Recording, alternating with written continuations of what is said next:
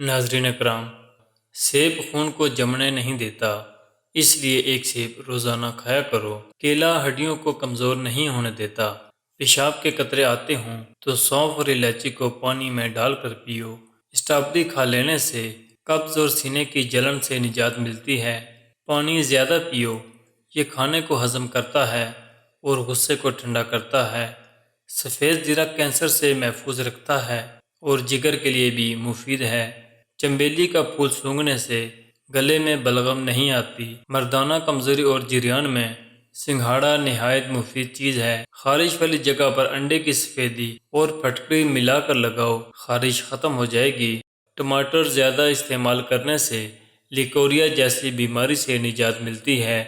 اگر توا روٹی جلاتا ہو تو روٹی پکاتے وقت توے پر کیلے کے چھلکے مسل دو، توا روٹی نہیں جلائے گا۔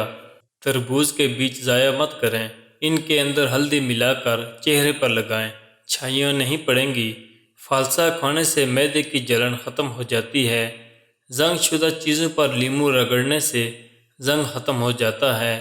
معدے میں تیزابیت، جلن یا منہ میں چھالے ہوں تو ابلے ہوئے چاول کھائیں۔ آلو بخارے کا رس پینے سے پیٹ کی چربی نہیں بڑھتی۔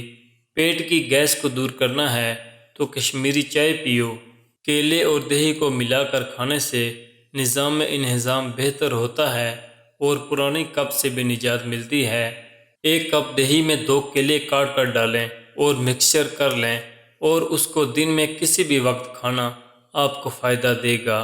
بواسیر کے مرض میں روزانہ کچی گاجر کھانے یا اس کا رس پینے سے بہتری آتی ہے۔ چہرے کی تازگی اور خوبصورتی کے لیے ناشتے میں نیم گرم پانی کا 1 گلاس اور 1 سیب بہت مفید ہے۔ کھیرے کے ساتھ کھچڑی، خربوزے کے بعد دہی، چائے کے بعد تربوز یا کھیرا نہ کھائیں۔ شہد کھانے سے دماغ کو سکون پہنچتا ہے۔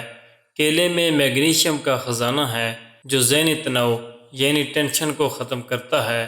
دانت کو کیڑا لگ جائے تو ناریل اور لیموں کا رس منہ میں گھماؤ، دانت کا کیڑا ختم ہو جائے گا۔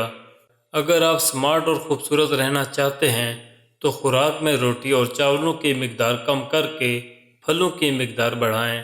ہاتھوں اور پیروں پر ایلو ویرا لگا کر سونے سے رات کو مچھر نہیں کاٹتے۔ کپڑوں پر زنگ کا داغ لگ جائے تو کپڑوں پر لسی ڈال دو، زنگ آسانی سے اتر جائے گا۔